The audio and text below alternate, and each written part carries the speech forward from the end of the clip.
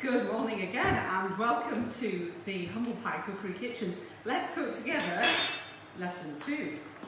So this morning we're doing bread and we're going to make Chelsea buns and some little buns for, well, for everybody, but for the children particularly because they do love to make them. So we're going to measure out a pound of strong white flour, and you do need strong white bread flour. If you run out, you can always top it up with a bit of plain flour, but you do need the strong white for the gluten. So I've got a pound there, and I'm going to add to it 1 sachet of dried yeast into the side there, and then into the other side, put some salt. You do need salt in bread, just about a good teaspoon, and that's there. And then in this one, I'm going to put butter. If you want it to be vegan, just put some sunflower oil, it'll be perfectly alright. And I'm going to keep that melted butter because we're going to use it for the Chelsea buns. So really, flour, all you need for bread rather, is just flour, some fat, a bit of salt and some liquid, and yeast obviously. Now, I'm going to stir this around. Now, I have to say, I do usually cheat. I've never used a bread maker because you'll have had your Joe Wicks workout this morning, or we're going to have a little extra workout this morning, kneading bread. It's a really good stress reliever, but as a norm, I use a Kenwood mixer, which I'm nodding over there because that's where mine is. So, but here we're just going to add, this is lukewarm water. You just want it sort of hand hot, not too hot or you'll kill the yeast. Keep stirring that in, and then, whoops, and then in a minute, we're going to tip it out onto the work surface. You're aiming for a soft but not sticky dough. So it takes more water than you think actually. And bread's the opposite of making scones, because when you make bread, you work and work it. When you make scones, work it as little as possible. Same with cakes. This is the one baking where you can really get into it. I'm nearly there with that now. And this, I actually didn't put in a tablespoon of caster sugar. I'm just going to do that because we're still moving it in. Because it's a sweet bread, I'm just going to add a tablespoon of caster sugar. Now, if you didn't add your sugar, you could use this exact mixture to make a pizza dough or just a normal white loaf. Right, now that's a nice sticky dough now. So I'm going to cover this with some flour. And I'm going to tip it out. If you put flour on your hands, in theory, you don't get covered in bread mixture. So what we're doing here is what's called kneading, and you're pulling it over and pushing it down. Pulling it over and pushing it down with the palm of your hand. Pull it over with your fingers, over with them. And you keep going. Bring in your flour. And as I say, you keep doing this. Now I'm not going to, because otherwise we'll be here till lunchtime, but you are going to carry on doing this for a good 5 minutes really. Now I'm left-handed, so I'm doing it with my left hand, but you might want to, obviously you'll be doing it with your right hand, so and you can move it around, get a bit of exercise, you know, while we're stuck in. So I'm just going to leave that to one side and I'll come back to it later. Now I'll show you with the buns later, but when you're moulding it into a cake, which a loaf, this isn't ready to do yet, you are pulling it over into much smaller bits, smaller movements. So when you turn it over, you've got a nice smooth base. Pop that back in there, and I'm just going to put it on the side. Now, here, to quote Blue Peter, are 2 I made earlier. So that has nicely doubled in size. What you're doing with your dough, when you've finished kneading it, and you've got a really nice smooth, you'll see it goes smooth, it's no like dimples on the top, it's a nice smooth dough. Then put it back into your bowl like that, cover it with a nice clean tea towel, and then leave it somewhere. Doesn't need to be warm, but if it's warm, it'll rise more quickly. If it's cold, it'll take longer. It should take about an hour. Just take that out. Get the rest out. And this is now what's called knocking back. And this just nicely knocks the air out of it it's nice and very light and fluffy. So again, you're pulling it over like that. And you can see the dough is very different from the dough that you put in there. So I'm doing that nice and quickly, just knocking the air out. Now we're going to make this one into Chelsea buns. I'm just checking my oven down there, because I've got some buns in there and I don't want them to burn.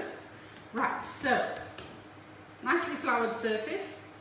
All you do for these, and they're very impressive looking if you've got friends coming, is roll them out.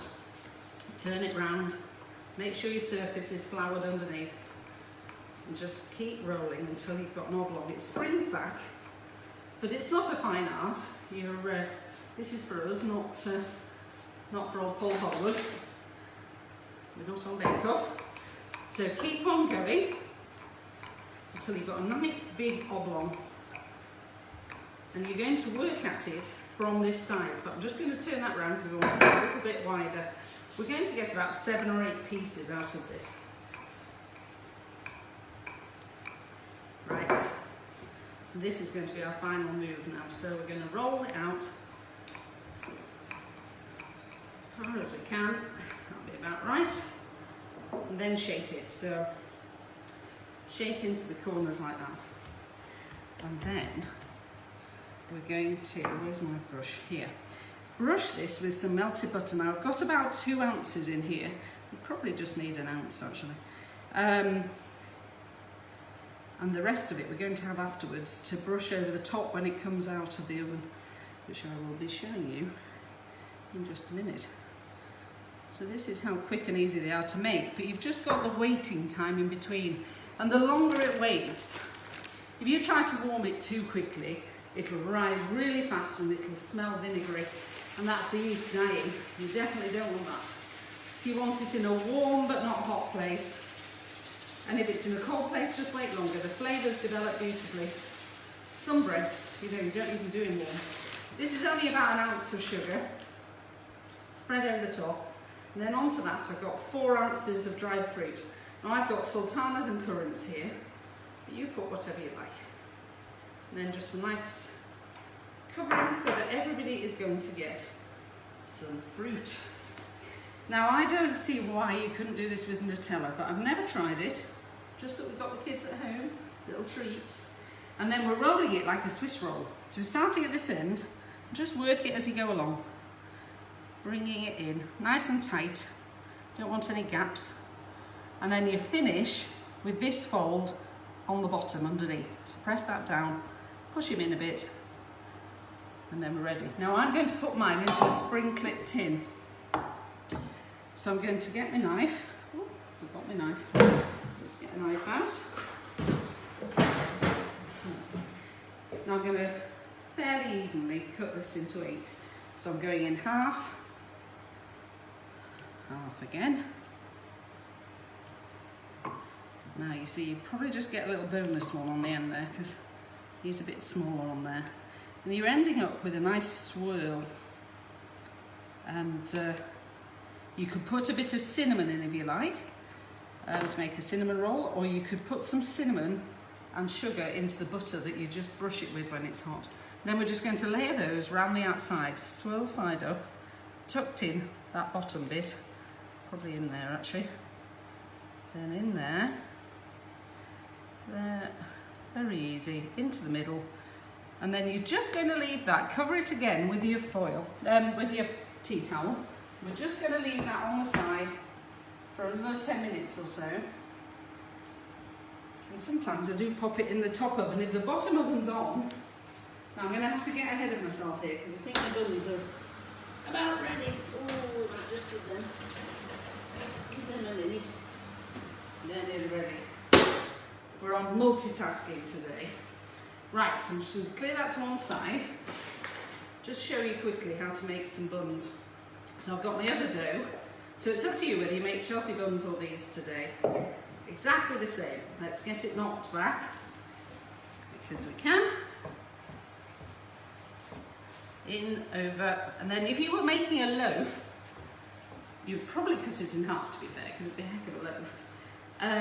Either grease a tin, cut it in half, grease a tin. But if you see what I mean, when you roll it over like that, and turn it over that side. You've got a really lovely smooth edge. That's your top. So we're going to turn it back over. Now I'm going to do this into 12 bread buns, but you'll be glad to know I won't make you wait for 12 bread buns. Let's pop those in there. Then each piece into 3, approximately equal. I mean, it really doesn't desperately matter. There we go. And we're going to be using the same principle when we make hot cross buns in a couple of weeks' time for Easter, because but with those we use a really rich dough and put some whole milk and some eggs in. So we're going to make 3 different bread buns. I want some nice smashed flour. Then I'm going to cut one 2/3, 1/3. And with the 2/3, that's the bottom. And I'm going to turn him over like that. So you're just making a little bread bun effectively. Turn him back over. Then I'm going to take this, and I've got some milk here. And I'm just going to brush the top so that my top sticks. Then this is the top, so this is the 3rd. They're so cute, these, they do look lovely. And then I'm going to put that on top, and then I've somehow managed to, I just had to pop over here so Betsy, you don't need to come with me. I need a bottom of a spoon, thank you, wooden spoon, and just press in, and that's just a proper little cottage loaf. We're going to brush him with milk, and in a minute we're going to sprinkle with some poppy seeds. So that's 1. The kids love making these. Then 2, quickly, I'm just going to take this bread out. This is what we're aiming for. Pop that on there for a minute, and we'll talk about those in a minute. So we're going to cut this into 3. We're going to make little sausages very quickly, like that. 1, 2, 3. Get your brush again. If you haven't got a brush, just use your fingers, but it's much easier with a brush. And then you want 1 on top, 1 underneath, 3 pieces, and all you're doing is plaiting. So you're over, over, over, over like that, and then just fold the end slightly under. And I'm going to put those on there. And then the last one is just a plain bread bun, except I'm just going to show you something you can do with the children. So that, with a plain bread bun, you just turn like that. So you've got a lovely neat top, if you like. Nobody sees the bottom, and it's nice anyway. Then I would just brush that again with a bit of milk. Slice there, 2 little slices, and you've just got a mini bread bun. And then do the same. This is what the kids love doing. I should have some little scissors with me actually, but I've only got my big ones. So you're making a little bread bun, turn him over, squish him down a bit. So you're making a bit more of an oblong. We make these, a bit more of an oval, sorry. We make these at Sunday school on Harvest Day. So you can make mice, you can make hedgehogs. So squidge his nose down a bit, butter, put some milk on, because you don't want to milk him afterwards. So a nice bit of milk. The milk just gives a glaze. That's all you're getting there. And then I'm going to get a couple of pumpkin seeds, and I'm going to squish his nose down again, and I'm going to put him 2 eyes in there like that. There you go. They might not stay in. Sometimes they pop out, especially with red risers, and a nose. And then here, just get some little scissors. I've only got my big ones, but I meant to get little ones. And just snip. And the children are perfectly safe doing this. Safe cooking with you in the home, it's the best place for them. And you just snip round, and then that's a hedgehog. If you want to, sorry, I should have little scissors, which would be a lot less unwieldy. And then he will just rise and look so cute. And then, so we've got some butter, milk on here. And I'm going to pop some poppy seeds on the little cottage loaf. Lovely with soup. And just some sesame seeds on the little plait. And again, pop them on the side for about 10 minutes, quarter of an hour to rise. And they will come out like this. My side looks a right pickle. I'll carry on with those afterwards. I'll just grab these. And if you've made some homemade soup, to go with it, or some lemon curd. So they're just the little ordinary ones. That's Mr. Hedgehog, who has kept his eyes and nose. There he goes. They're your little plats, which are just so pretty.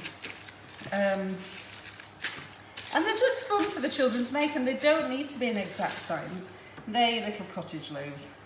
And that just, I'll pull one off and you can see it's just a lovely, oh yummy, dough in the middle. Right, I'm going to put this over here, get the Chelsea buns out. So hopefully they're ready as well. Now they go in for slightly longer. You look at your oven being on about 190, nice hot oven. You want the Chelsea buns to cook underneath as well. So I put the Chelsea buns on the bottom, the bread buns on the top. And the bread buns only take about a quarter of an hour. But the Chelsea buns want more like half. And they come out, ooh, look at that. Like that. And I'm just going to get my brush again and brush some melted butter, because they are indulgently delicious. So brush some butter over the top, like that. And I lined this with a little bit of parchment on the bottom, so it should slide off nicely. Just gives a lovely gloss. And then I've got some granulated sugar. But you could do this in a normal tin, or even a baking dish, an oven-proof baking dish. Put a bit of sugar on the top. Then I'm going to pop this. It's hot. Pop that off. Ow, that is hot. Pop that off. I'll put that on the table. Where's my other tea towel? I just want one of these. It is warm. And look at that. Just let it set for about 10 minutes. And then rip it apart. And each section will obviously just come apart. It's too hot at the moment, but it'll just come apart nicely at the side there. And you'll each have a whirl. So, next step, we're going to have a bit of a competition. I'm going to put you a poll online tonight. Do we want for Friday night supper, because we're all staying in, we can have a really nice, rich curry, chicken curry, or you could do it with vegetables, chicken curry, or shall we do a pizza for the children? I was going to make a cheese scone based one with whatever you want on top. So we'll have a poll tonight and we'll decide tomorrow, and I'll let you know what ingredients you need. Thank you very much for coming back to us, and we look forward to seeing you soon. Bye bye now.